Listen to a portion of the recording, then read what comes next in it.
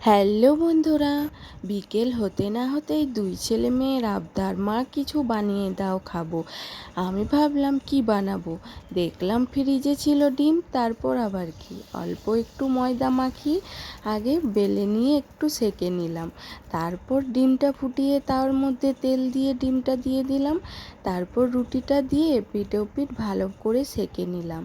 তারপর আবার কি, পেঁয়াজ কুচি, লঙ্কা কুচি, sauce, tomato sauce, chilli sauce, তার মধ্যে অল্প বিট লবণ দিয়ে পেপারের মধ্যে মুড়ে দিলাম। রেডি হয়ে গেল আমার দোকানের মতোই এগরোল।